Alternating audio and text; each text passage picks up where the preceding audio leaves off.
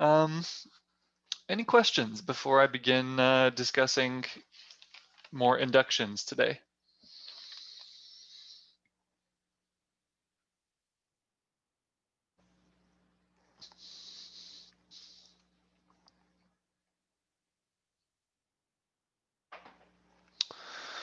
Okay, so let's continue discussing induction. So what we're going to do today, we will discuss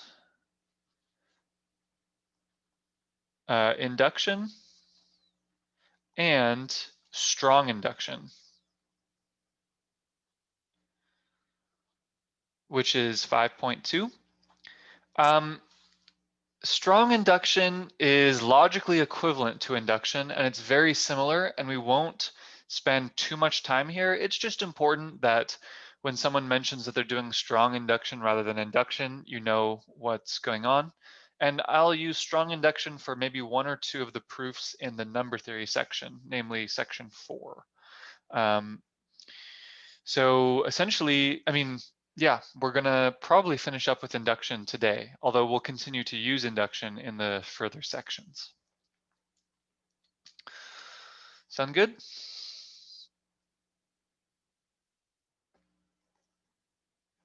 Great.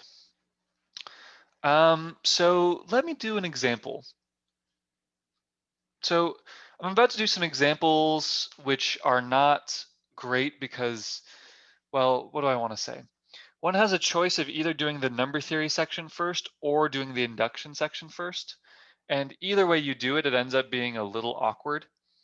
So here's what I mean.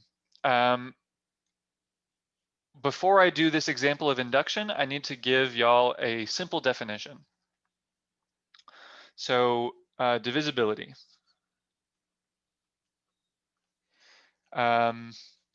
We say, if we're dealing with two integers, we say n divides m,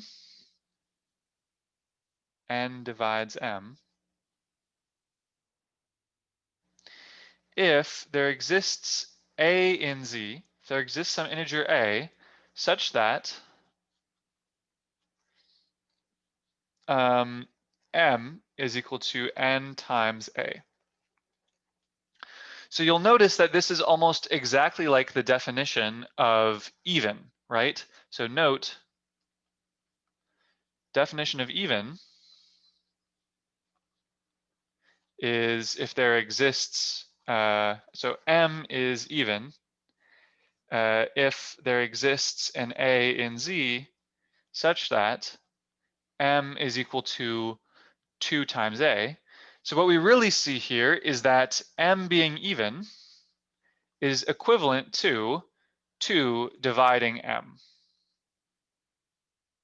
So we're very comfortable discussing divisibility by 2 because that's the same thing as even. And now I'm just saying, when we think about divisibility in general over the integers, we should use the exact same definition that we used for 2. So in other words, 8 divides m, some integer, if there exists a in z such that m is equal to 8 times a. So for instance, does 8 divide 32? Yes. Why?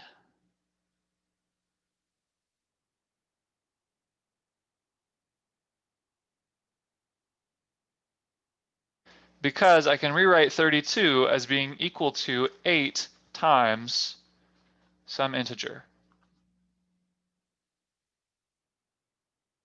Yeah, perfect. So this is, of course, equivalent to the division notion that you wrote, Naomi. These are the same.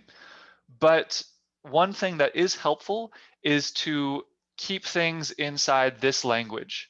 Like, I think formally in this course, I've never once divided. Well, I mean, yeah, even when I'm making rational numbers, I'm not really dividing. I'm making an equivalence class of pairs. So 32 divided by 8 being equal to 4 is exactly correct. but it is useful to always frame things in this language of, can I rewrite this thing as being a product of 8 and something else? It's all equivalent. Okay, great. So y'all are with me with this. So now let's prove the following thing by induction. So prove that n squared minus 1 is divisible by 8 whenever n is an odd positive integer.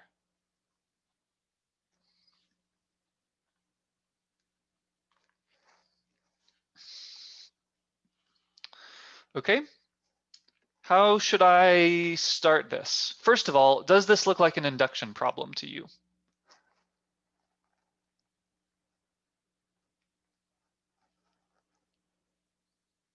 Not really.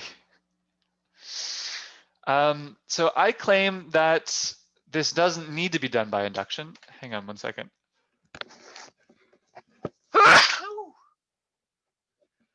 Oh, forgive me, please.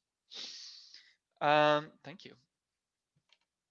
So it is true that this doesn't immediately necessarily look like the induction problems that we have been doing. However, I claim that this is pretty easy to do by induction. And if I demand that I want to do this by induction, then what would the base case be? Or maybe I should say this slightly differently.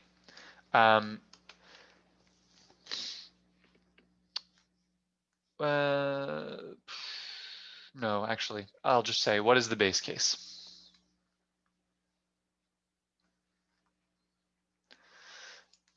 Yeah, I would say n is equal to 1 is the smallest odd positive integer. So base case, n is equal to 1. So what I need to show, so we show that 1 squared minus 1 is divisible by 8.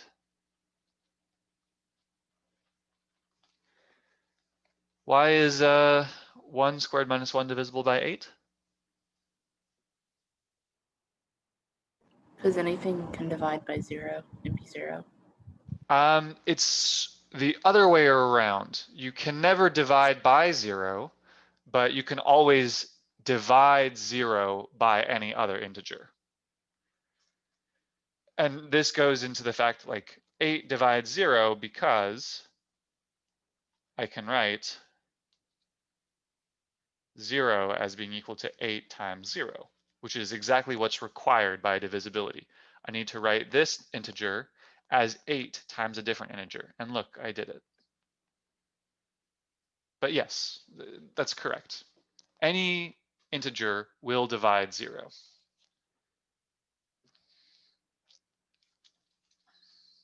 Is that cool?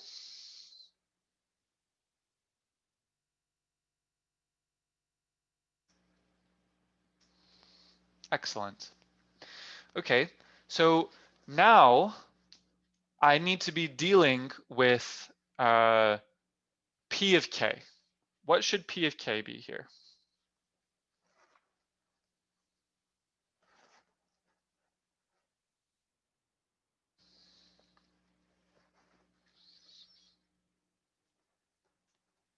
Remember that n needs to be an odd integer. K squared minus 1 or k squared plus 1, either one works, yes. So here I would say P of k is the statement 8 divides 2k plus 1 squared minus 1. So the inductive step, we assume that 8 divides 2k plus 1 squared minus 1 and wish to show that 8 divides, so now there are two ways to write what I'm going to do. I could either write 8 divides 2k plus 3 squared minus 1, or that 8 divides 2 times k plus 1 quantity squared minus 1. These are the same, right? But in any case, the thing that I'm, let me see, could I say p of k is k squared minus 1 is equal to 8 times a for some a? Let me think about this for a moment. So the one thing that I want to avoid here is I want to avoid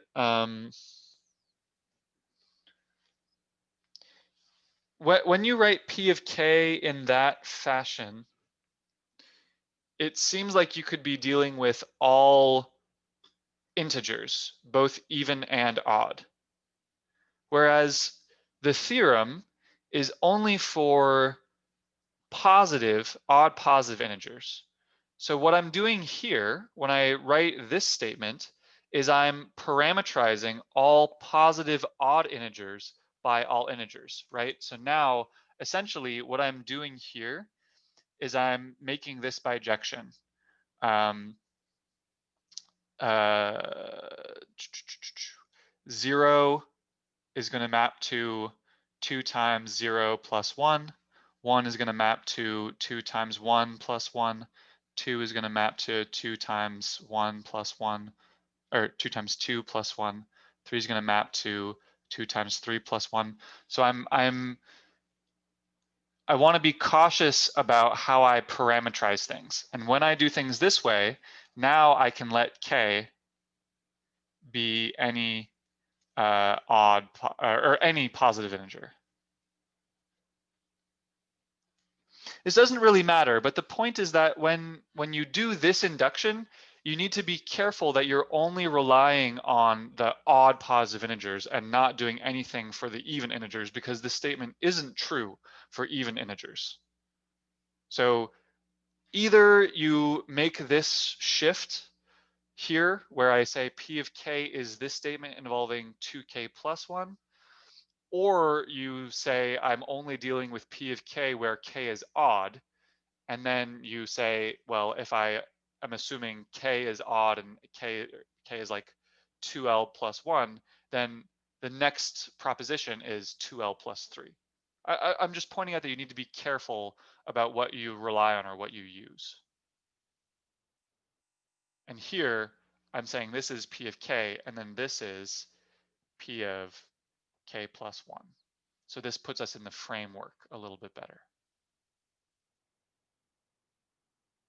Did my kind of ramble there make sense?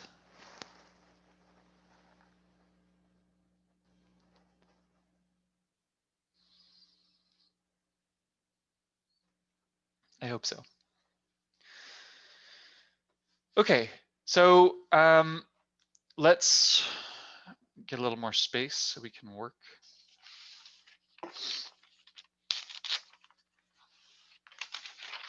So once again, we assume that 8 divides 2k plus 1 squared minus 1. And now we want to examine 2k plus 3 squared minus 1. So, well, what's the first thing that we should do here?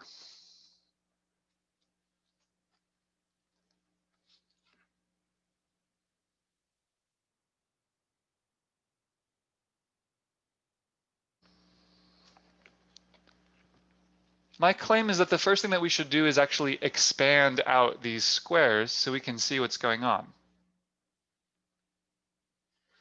So since 8 divides 2k plus 1 squared minus 1, we see 8 divides 4k squared plus 4k plus 1 minus 1, or 8 divides 4k squared plus 4k.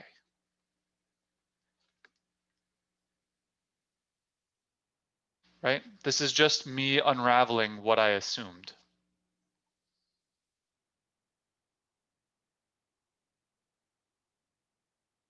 Is this okay?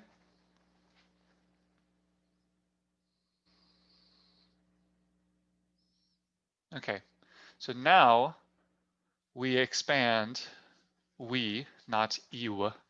Now we expand 2k plus 3 squared minus 1. And this is going to be equal to, well, 4k squared plus 12k plus 9 minus 1.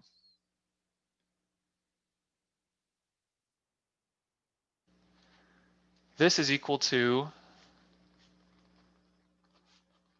4k squared plus 12k plus 8.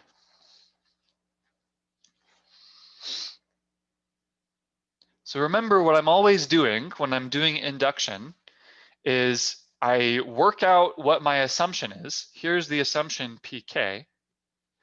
And then I start with part of pk plus 1, and I'm always like hunting in here for something that looks like what I assumed in the step pk. So is there some way to rewrite this or break this up so that I get a piece that looks like 4k squared plus 4k?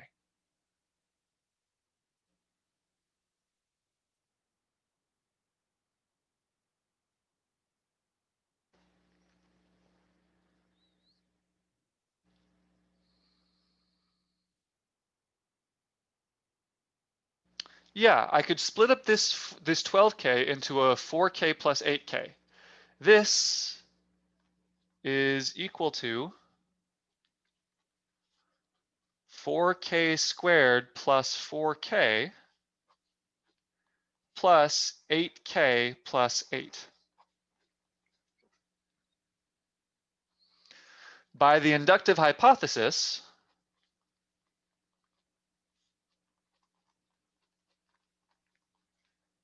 what can I say?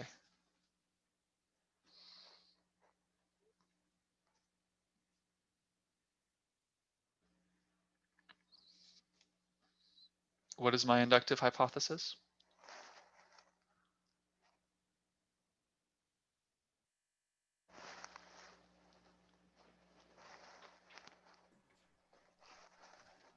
Wasn't our inductive hypothesis that it was divisible by 8? Yeah, our inductive hypothesis is that 4k squared plus 4k is divisible by 8. So 8 divides 4k squared plus 4k. Moreover, I claim that 8 divides 8k plus 8. Why is this true?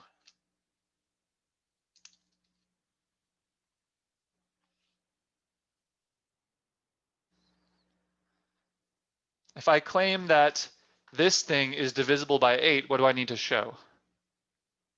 Yeah, since 8k plus 8 is exactly equal to 8 times k plus 1. This is what it means to be divisible by 8. It means I can rewrite this as 8 times an integer. So 8 divides this term, and 8 divides this term, which means 8 divides the sum. Thus,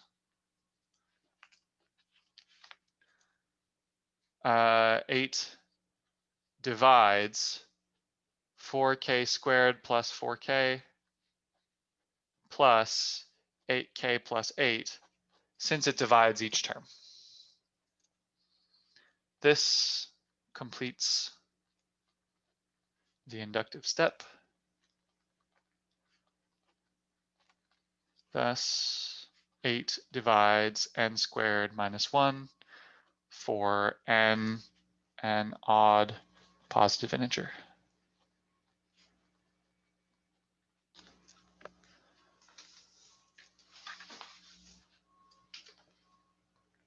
What do you all think of that proof?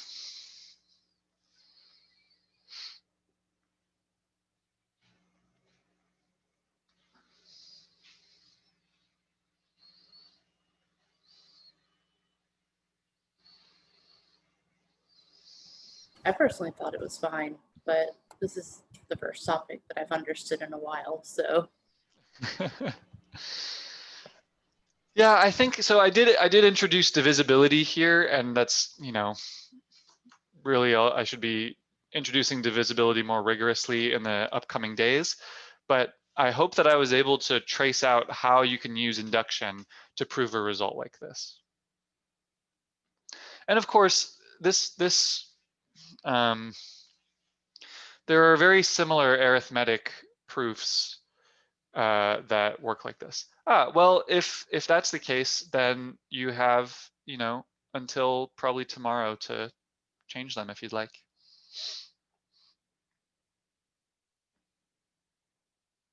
I think I maybe assign a simpler one like divisibility by 2 or divisibility by 5, right?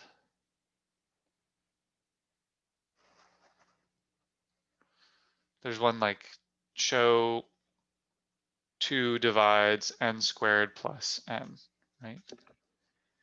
This one doesn't need any sort of induction, but you can do it by induction as well. Should I do this one?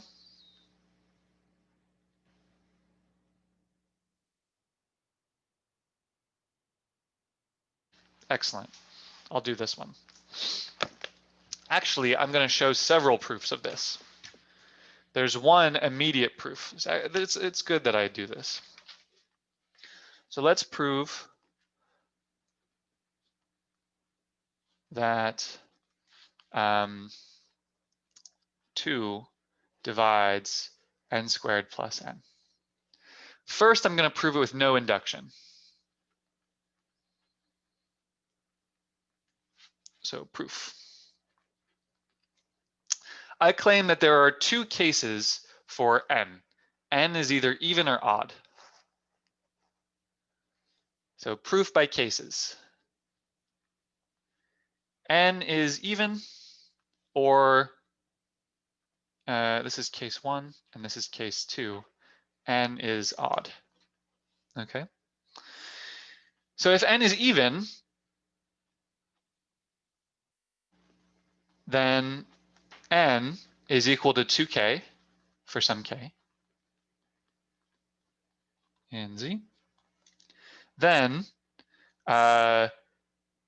2k squared plus 2 is equal to 4k squared plus 2, oh, sorry, 2k, which is equal to 4k squared plus 2k, which is equal to 2 times 2k squared plus k. But then 2 divides this, right? This is even because it's 2 times an integer. Thus, 2 divides n squared plus n if n is even. Is this okay? This is kind of messy and not, I didn't give myself enough space, but are there any issues with this proof? And then the other case is n is odd. If n is odd, then n is equal to 2k plus 1 for some k in z. Then n squared plus n is equal to 2k plus 1 quantity squared plus 2k plus 1, which is equal to 4k squared plus 4k plus 1 plus 2k plus 1, which is equal to 4k squared plus 6k plus 2, which is equal to 2 times 2k squared plus 3k plus 1. Thus, n squared plus 1, or plus n, is even, or divisible by 2.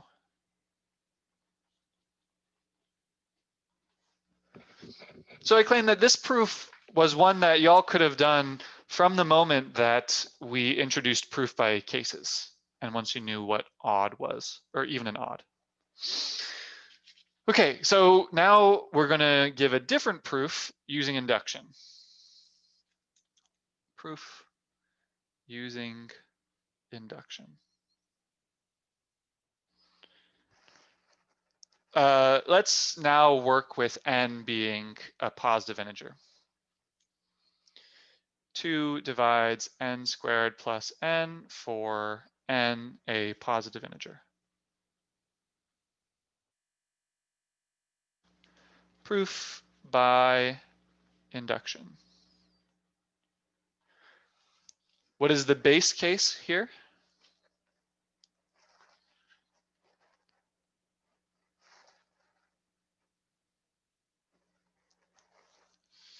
I would claim base case is actually 0 here.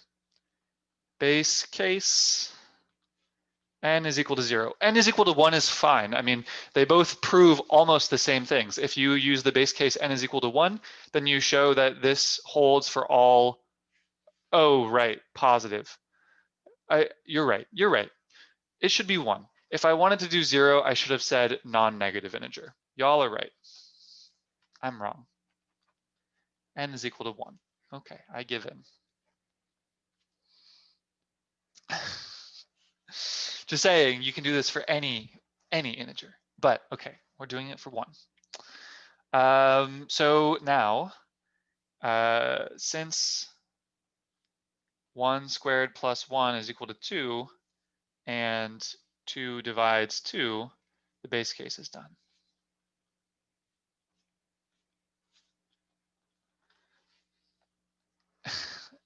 Y'all are very often right. Y'all are a strong bunch of students. It's very common. I have a great deal of faith in y'all. Okay.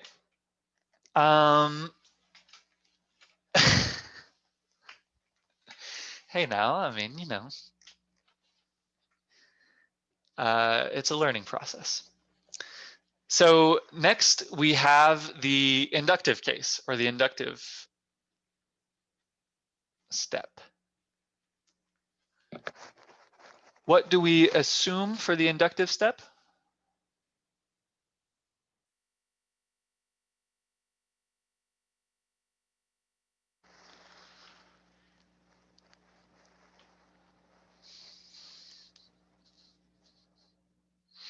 Right, assume Pn. Technically, I would prefer Pk. Actually, that's not technically, that is aesthetically. I would prefer Pk, but you're absolutely correct.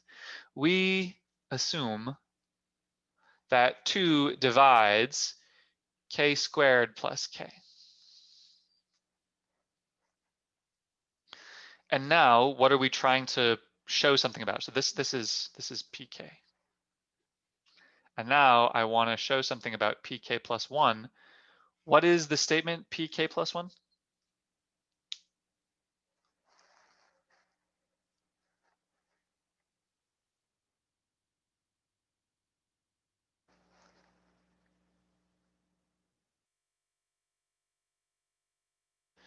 Yeah, exactly.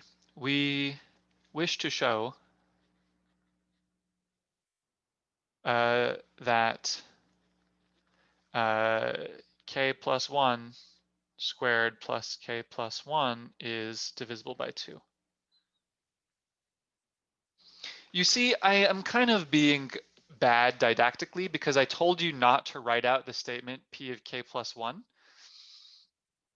And the thing that I want to warn you away from is from writing down something like 2 divides this thing. Because if I just write down 2 divides this thing, then I'll be assuming what I'm trying to prove.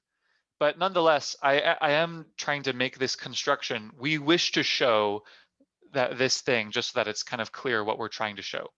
Do you understand why I'm kind of waffling back and forth between writing down p of k plus 1 and not writing down p of k plus 1?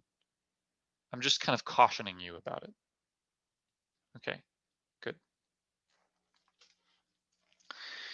So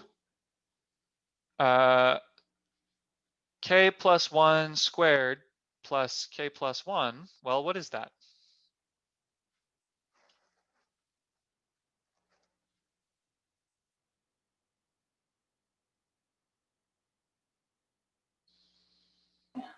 K squared plus 3k plus 2.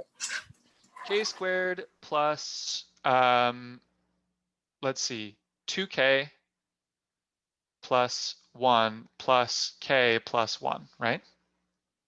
So you're right that it's 3k, but if I write it as 3k, then that actually won't help me very much. Because what I want to do is I want to recognize in here k squared plus k. If I wrote it, well, yeah, if I wrote k squared plus 3k plus 2, now you'd be saying, well, why does 2 divide k squared plus 3k plus 2? I'm not sure why 2 divides something when there's a 3 floating around, right? So this is not wrong. This is a correct expression, but I'm saying this is a more helpful expression because from here I can write this as k squared plus k plus 2k plus 2. Do you see? Yes, that makes perfect sense. Right. And now what do I do by the inductive hypothesis? You assume that 2 is divisible by k squared plus k, and then you examine 2k plus 2 to see if it's divisible, if 2 is divisible by it. That's exactly correct, except one thing was reversed. I want to assume, I use the inductive hypothesis to say k squared plus k is divisible by 2. Yeah, but what you said was correct, exactly. So by the inductive hypothesis, 2 divides k squared plus k. Moreover, 2 divides 2k plus 2, since 2k plus 2 is just 2 times k plus 1. Thus, 2 divides k squared plus k plus 2k plus 2.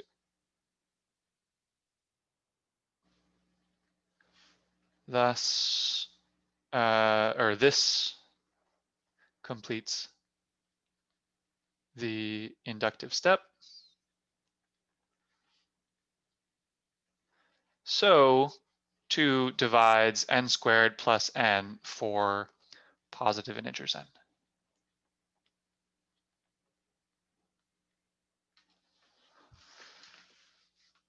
Lovely. So what do y'all think about these 2 proofs of this statement? I think this is the easiest thing we've done since we did truth tables. The induction, it's very formulaic, right? It's very step by step. And that I think leads, I was kind of surprised because they end up being kind of long proofs, right? But they're very formulaic and very kind of rigid. And so the last time I taught this class, I was kind of surprised that a lot of people really enjoyed the inductive part, the inductive section. But yeah, it's cool.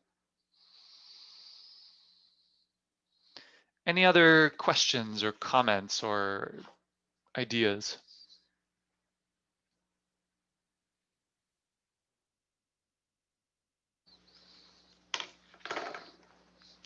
Yeah, I'm that both are kind of true.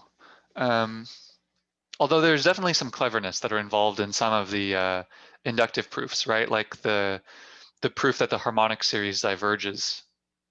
But they are there. It does kind of, set you up for the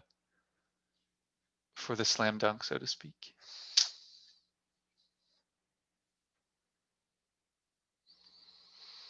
Okay. As a last.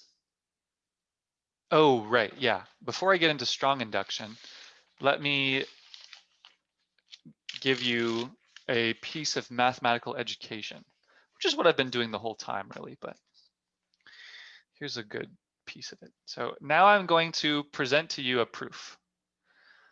I present to your attention a proof that all horses are the same color.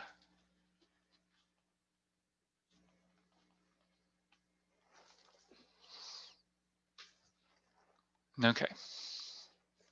So I'm going to use proof by induction.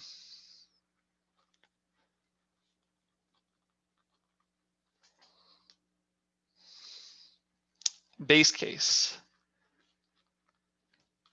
Well, in the base case,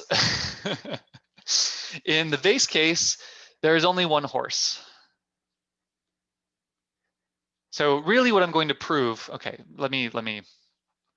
this is kind of an extreme way of stating what I'm going to say. What I'm really going to say is for any group of K horses,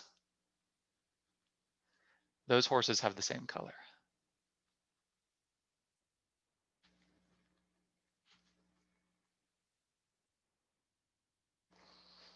Okay.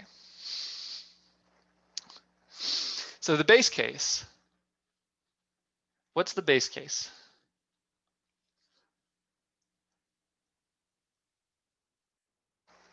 Base case is that I have a group of one horse. There is one horse in the group.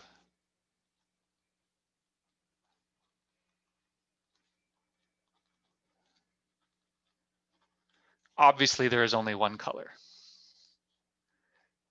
Thus, there is one color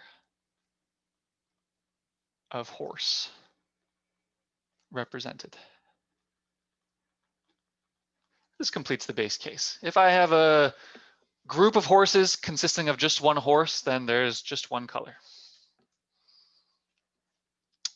Inductive step.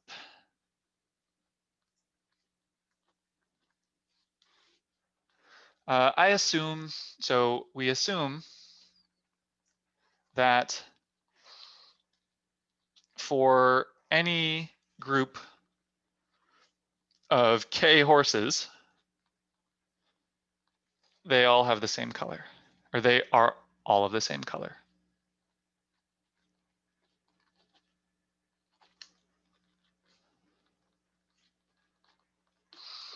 So now we examine a group of K plus 1 horses.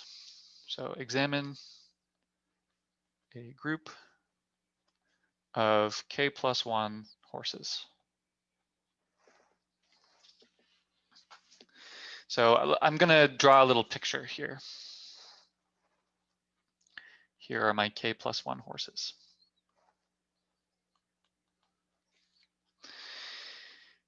My claim, remove one horse from the group.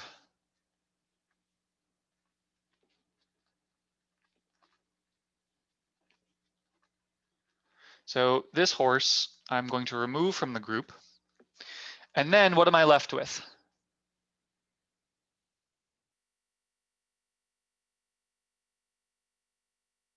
Yeah, K horses remain. By the inductive hypothesis,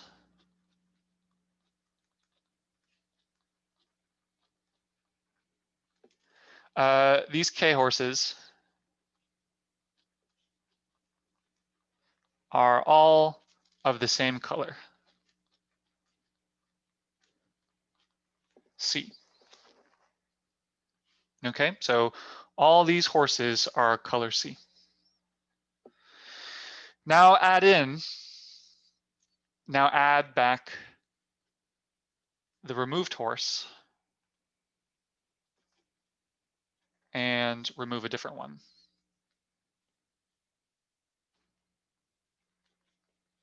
So you can come back in, and then this horse is leaving.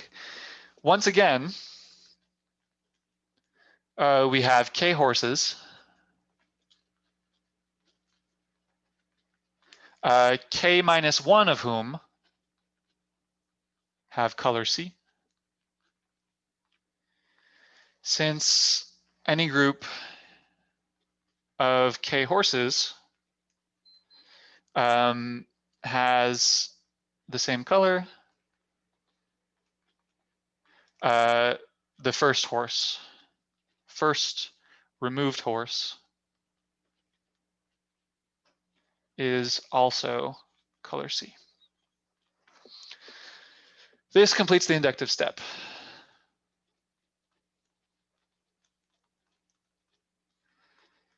So all horses are of the same color.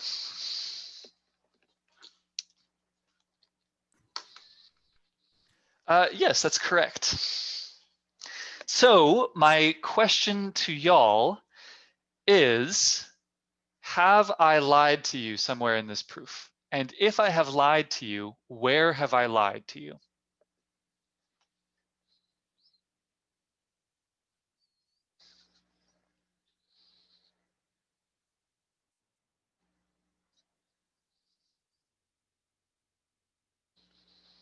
Which claim?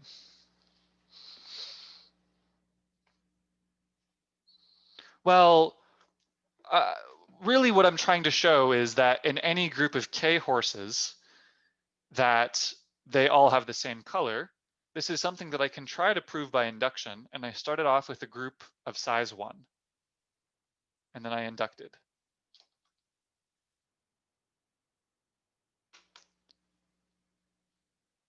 So where in the inductive step have I lied to you? Here's a question.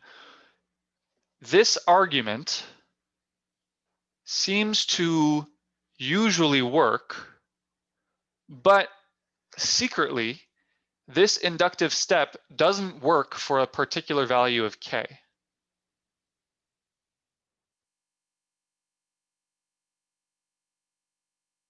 Right?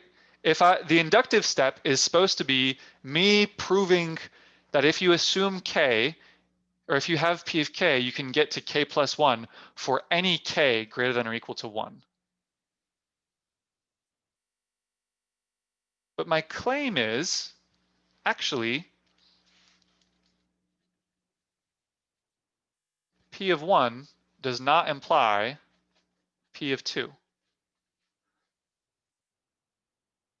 The removing of horses, and this argument is fine if we have a bunch of horses in here, and then the inductive step holds.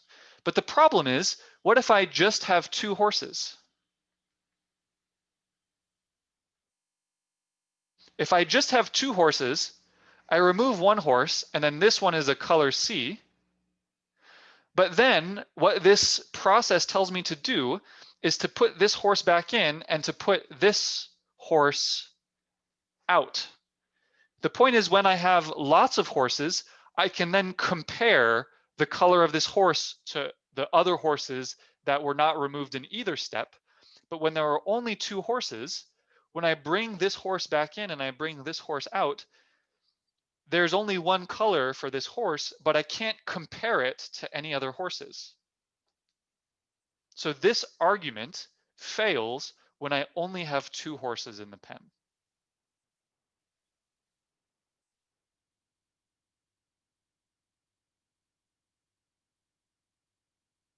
So do we see where this proof goes wrong? This inductive proof is well-intentioned, but it goes wrong because this argument that I used to show that p of k plus 1 or p of k implies p of k plus 1 fails for showing p of 1 implies p of 2. Well, even strong induction won't work here because we know that there are actually horses of different colors in the world. So what I'm trying to point out here is that the right way to think about this lie or failed proof is to be cautious that when you're doing your inductive step, your method of proof actually works for all k greater than or equal to your base case. This idea works as long as k is 2 or greater, but it doesn't work when k is 1 and k plus 1 is 2. Do you see?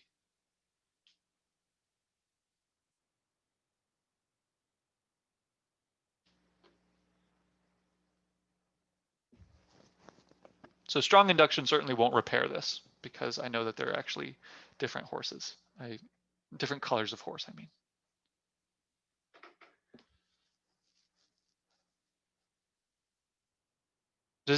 So are there any questions about this lie or this kind of falsehood proof using induction?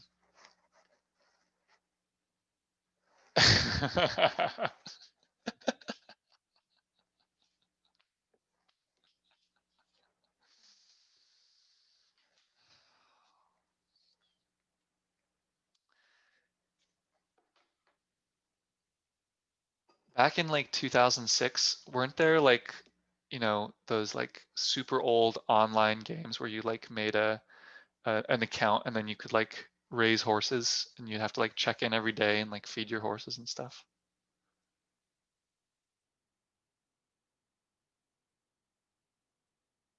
Anyways, enough about horses.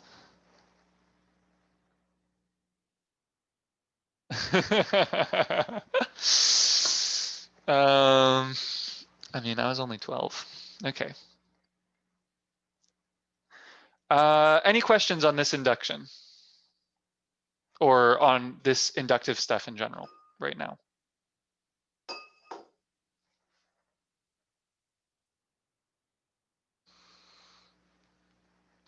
All right, clearly we've moved too far. But it's also, well, no, it's not quite the end of class. Sorry, I'm gonna keep talking. Okay, but it's gonna be short because we only have 4 minutes. So we're gonna very briefly, and we're not gonna spend very much time on this next time, but introduce strong induction.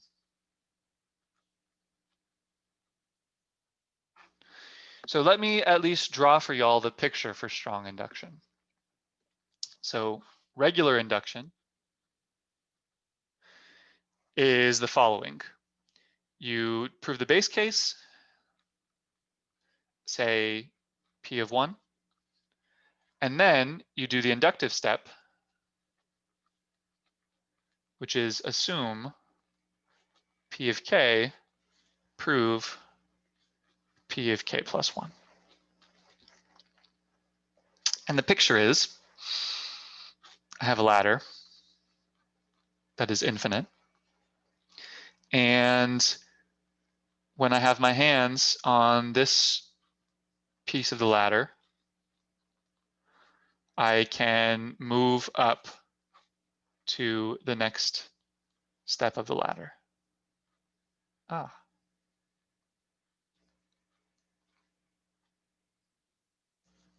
Right? Do we agree with this math and this picture?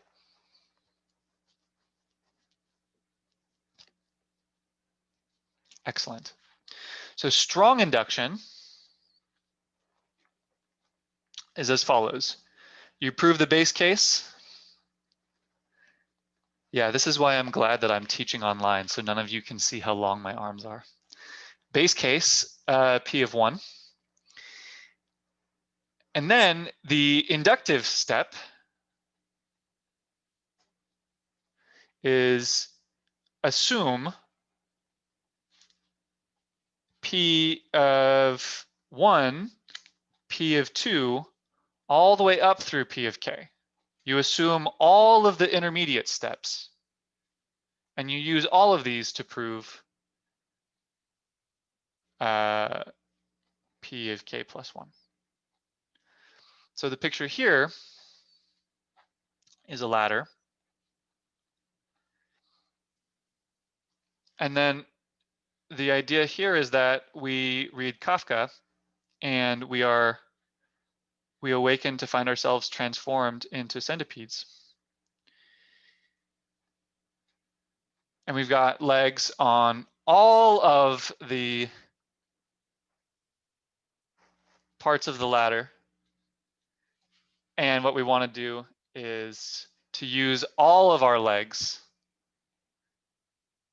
Let's check to climb up one rung.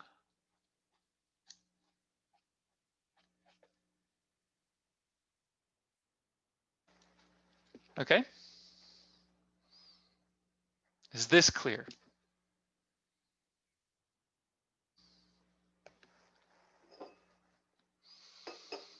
So another important point, despite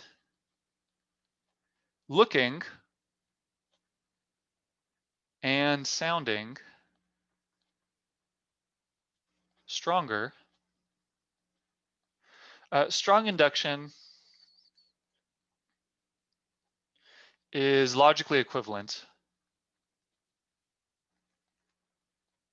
to induction. So anything that you can prove by induction, you can prove by strong induction.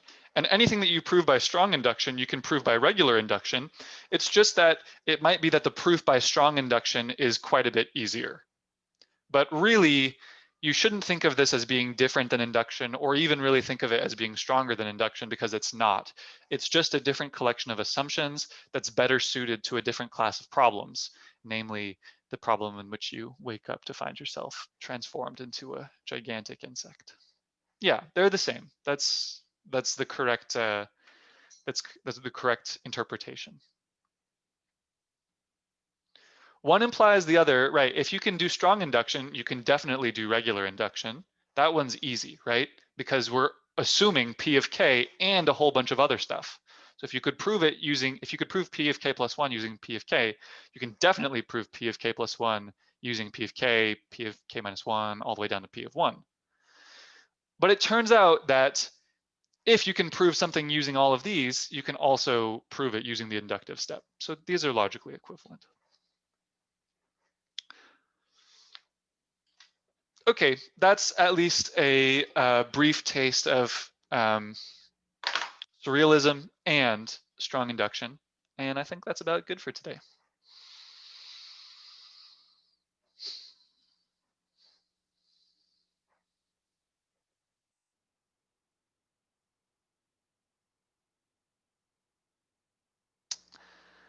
Any questions? Are we doing all right? Yeah, sure. See y'all on Friday.